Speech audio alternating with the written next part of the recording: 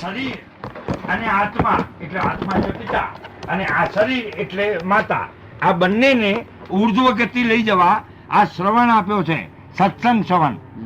અને એ શ્રવણ દ્વારા એને મૂળ ઘરમાં લઈ જવા બંનેમાંથી. કે આના વિના પણ આ એકલો રહીને બોલી શકતો નથી, અને આ એકલું હોય તો એને સ્મશાન સિવાય જગ્યા નથી. અને આ બધામાં એકના કરણથી આ બધું એ શરીર ચાલે છે. પણ એક વાત ચોક્કસ કે એને આ સાથે એને જો બ્રહ્મવિલાસ જાણવામાં ના આવે અને દેહને જડ કહેવામાં આવે, દેહ વિભાગોને જો જડ કહેવામાં આવે તો જડ આવ્યું ક્યાંથી? પહેલો સવાલ ઊભો થાય. એટલે કે જડ અને ચેતન એ ફક્ત સમજાવવા પૂરતો વિષય છે, પણ મૂળમાં બધું જ ચૈતન્ય છે, બ્રહ્મવિલાસ છે. એ જ્યાં સુધી જો સમજણમાં નથી આવતું ત્યાં માણસ ગૂંચાઈ જાય છે. એમ કે એનો સ્વભાવ એમ કે મૂળ શું છે કે આ જગ્યા જ એવી છે કે જે જગ્યામાં આપણને કે અણુ અણુમાં ભગવાન છે. હવે અણુ અણુમાં ભગવાન છે એ વાત કરવી અને આપણે કે ભાઈ ચેતન આત્મા છે, જળ નકામું છે, તો ત્યાં વાંધો આવે.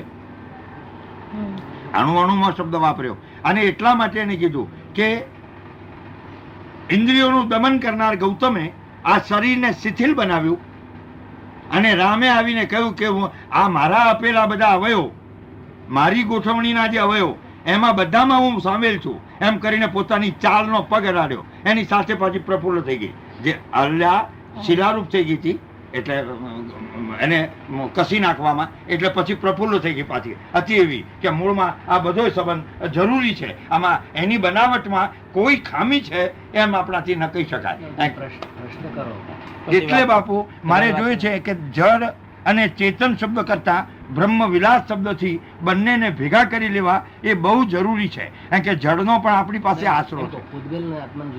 પૂતગલ ને આત્માને જુદા નહીં પાડવાના. જુદા છે અને જુદા રહેવાના છે.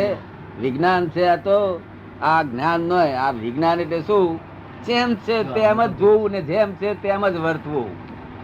જેમ છે તેમ જોવું, જાણવું અને તેમ જ વર્તવું, એનું નામ વિજ્ઞાન. અને આ બધું છે તે જાત જાતનું સફોકેશન છે. શું છે? તેથી આ મહારાજ બધા બહુ જણ ત્યાગ લે છે ને પણ કઈ વળતું નથી, છેવટે થાકી જાય. બરોબર ને? આત્મા તેવો જણાય એવો નથી. આત્મા લાખો વર્ષે એકાદ માણસને જાણવામાં આવે. આત્મજ્ઞાન એવી મોટી વસ્તુ છે. બરોબર ને? 1008 લખે પણ કશું દાડો વરે નહીં. એટલે આત્મા બહુ જાણવા જેવો છે. પૂતગલ જુદી જુદી વસ્તુ છે. આ જે દેખાય છે એ તો નિશ્ચેતન ચેતન છે. શું દેખાય છે?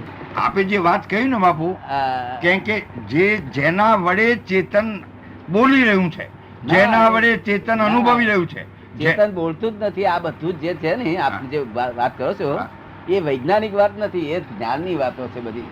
અનુભવની નહીં. હા, વૈજ્ઞાનિક વાત ના, વિજ્ઞાન આપ જેને કહો છો એ અનુભવ નથી. શરીર વગરનો આત્મા બોલતો સાંભળ્યો નથી. નહીં બોલાય જ નહીં, પણ બોલાય તો હું આપને એમ કહું એમ કે છે કે શરીર વગરનો આત્મા એ શરીરની આત્માની હાજરી છે માટે આ રેકર્ડ બોલે છે.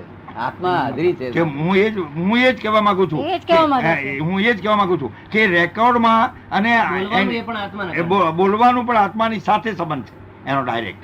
એનું કારણ કે પહેલો આત્મા આવે છે એનો અમારામાં આ પુસ્તકમાં છે તે અમારું તમારું કરવા જશો તો રહી જશો. આ પુસ્તકમાં કહ્યું છે ને એ પ્રમાણે તમારે કરી જાવ. તમને જો ફિટ થઈ ગયું હોય એક વાત છે તો કર્યા કરો. ના, ફિટ નો સવાલ નથી. આ તો આનંદની વાત છે.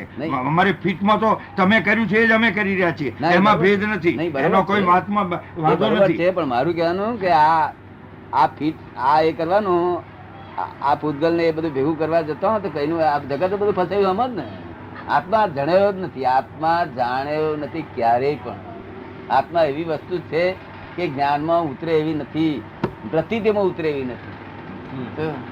સાયન્ટિફિક વસ્તુ છે, વૈજ્ઞાનિક વસ્તુ છે. ભૂતગલ ને છૂટું પાડ્યા વિના આત્માનો અનુભવ નથી થતો એ વાત ચોક્કસ. આપની વાતમાં જરાય ખામી નથી. વાત અનુભવની છે, પણ વાત એક કે પૂતગલ ને આત્માનો સંબંધમાં રહીને જ આશો થાય છે. મારું કહેવાનું એ તો દુનિયા છે. આત્મા દેહધારીનો દેહ હોય જ ને. હા, એ તો હોય ને ભેગો. એને છૂટું પાડીને કેટલી પૂતગલ નિરપેક્ષ આત્માની ચર્ચા સંભવી નથી. તમારે એમ કેવું તો જ આત્મા કે એની સાથે સંયુક્ત છે અને એનો સંબંધ વિના કઈ થઈ શકે એમ. જય સચ્ચિદાનંદ.